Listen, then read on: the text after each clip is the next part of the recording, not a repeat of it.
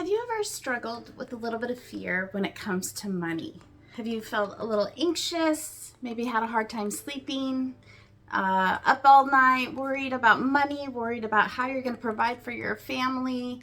If so, join me today as we are going into our second part of our series for the summer, Money Mindset. And today we're going to talk about money mindset and fear. So if you are new here, welcome. My name is Hice with Frugal Living Network and also Pause, Pray, and Simplicity. I love sharing words of encouragement, inspiration, and so much more, spiritual, financial, and lifestyle wellness. So let's dive in. So today we're going to be diving in regards to money mindset, like I mentioned, and fear. I don't know about you guys, but definitely over the last couple of years, a lot of us have struggled with fears. If it's about our health, if it's our finances now, maybe the loved one going through a difficult time, maybe you are having some changes in your life, a new season, fear of the future. Fear is something that it is a lot of what people struggle with, but God is not a God of. So how do we combat this? How do we overcome times of fears when things are a little bit more tight in regards to money? So as we all know, inflation is up right now. Cost of living is up, from groceries to gas, and so we went through this, I would say in 2007, 2008, 2009. A lot of us went through a really big financial hardship. I know this is definitely a piece of my own personal financial story. And if you haven't checked out my financial story, you can check that out over on my website, lisahice.com. But I went through a difficult financial change and transition where I lost everything financially. I was making six-figure income, down to being unemployed, and eventually having to lose a lot of my belongings. And it was a major change and transition. And I will tell you, it was a season where I felt a lot of anxiety. I was up all night. I was afraid. I was like, how am I going to provide for myself? I'm having to sell a lot of my stuff, a lot of my belongings.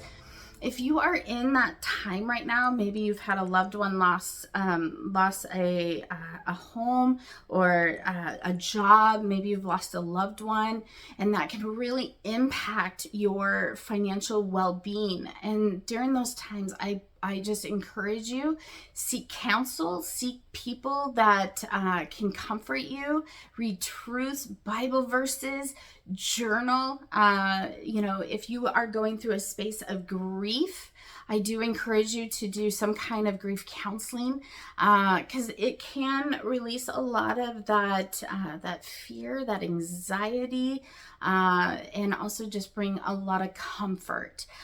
So with that, I wanted to share with you a couple of Bible verses, but also some things that we can do in times of fears, and also some really wonderful books that I suggest. So one of my favorite Bible verses is from Isaiah, and it is 41:10. And this is what the word of the Lord says. It says, "Fear not, for I am with you. Be not dismayed, for I am your God. I will strengthen you. Yes, I will help you. I will uphold you with my righteous." Okay, so another really great Bible verse is Matthew 6:25. I mentioned this in the previous video that I had talked about needs versus wants. So if you haven't had a chance, check that out. I'll put the link down below. But this is a really good Bible verse to really cling to in regards to worry, that fear, that anxiety. A lot of times when we are worried, it literally can manifest in our stomach, in our health. It can break down our immune system. It can cause us to be on edge. It can affect our sleep if we are being worried and fearful about the future. And God specifically says, do not worry. It says, "Therefore I say to you, do not worry about your life, what you will eat or what you will drink, nor about your body, what you will put on. Is not life more than food, and the body more than clothing? Look at the birds of the air, for they neither sow nor reap, nor gather into barns, yet your heavenly Father feeds them. Are you not of more value than they? Which of you by worrying can add 1 cubit to its stature? So it's just talking about, do not worry about the food, the clothing, the needs that you have. And what he says is a lot of, if we are in worry, we're not giving those things over to God. Allow God to provide for you. Obviously, he does ask us to be good stewards with our money. If you are blowing your budget, you're overspending, you're spending on things that aren't really a need. So that's something to think about. So check out that video about needs versus wants, because that obviously can impact your financial well-being. But it can fill our minds. Fear can keep us up at night, and all of those things that God does not want us to do. So how can you combat that? A couple of thoughts, a couple of questions, a couple of thinkings is, pray. In those moments where you're feeling anxious, you're feeling fearful, having a hard time sleeping, take that pause, breathe, relax, maybe do some journaling, write down really what are you afraid of? What are your prayer requests right now? And turn them over to God and say, Lord, these are the things that I am worried about, and allow God to release that into God's hands, and he will provide for you. I have seen it over and over and over in my life. I have gone from a 6-figure income down to working in a hospital and ministry, and now financial coaching, and God has always provided for me. And it's actually kind of fun to see how he provides in such silly, funny, crazy, fun ways. I love it.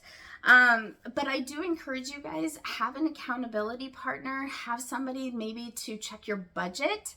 I know a lot of times working through finances, it can cause a lot of that anxiety. So what do?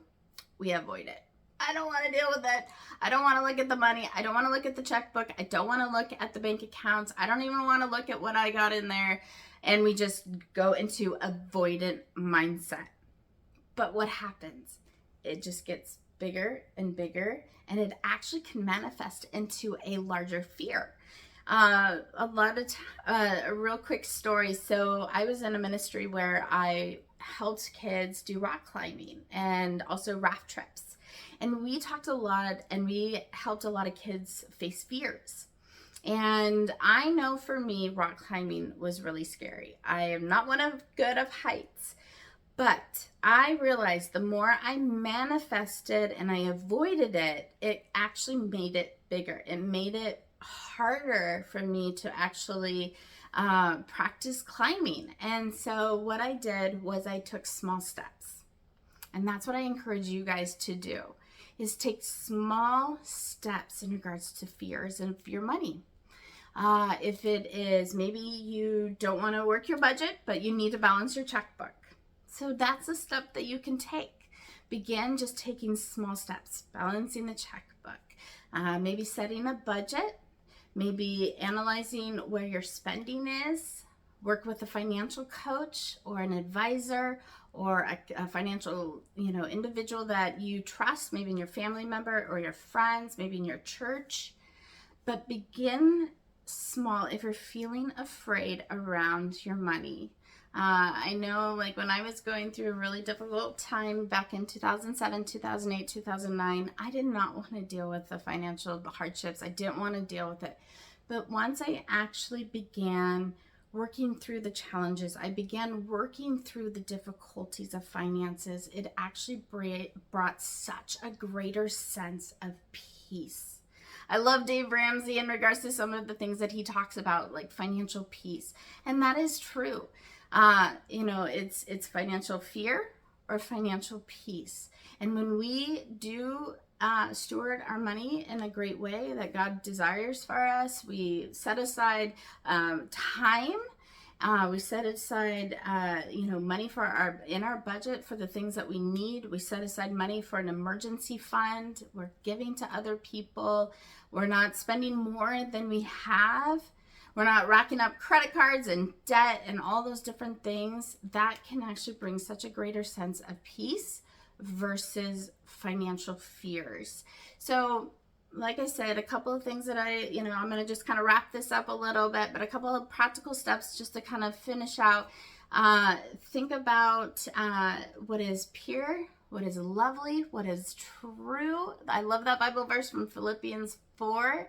When you're in that fearful mindset, switch it like a light set or light bulb, just or light fixture. Just say, you know what? I'm not going to think about these things. I'm going to think about whatever is true, whatever is lovely, whatever is pure, whatever is of God, and what is of good repute. I just love that Bible verse from Philippians 4. So if you get a chance, grab that. Maybe grab some like index cards. Some of the things, something that I've been putting into practice is writing down on index cards some Bible verses, putting them on my fridge, putting them in my car, just reading them at night, reading them during my quiet time, and reading truths daily of what God truly says about different areas of my life, about money, about truths and thinking and thoughts, and about mindset. So those are just a couple of things, like I said, prayer, meet with somebody if you are going through a difficult situation, you're going through sources of grief, meet with a grief support person, a counselor. Those are a few things that helps. These are a couple of the books that I suggest. This one is called Do It Afraid.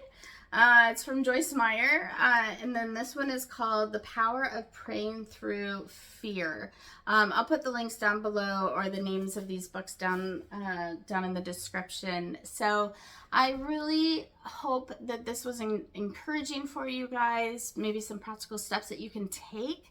But the biggest thing I say, just speak truth to yourself, journal, write out maybe some practical steps that you can take right now to begin working through maybe some financial hardships or different difficulties or situations that you've been like putting off or avoiding and you don't want to deal with it.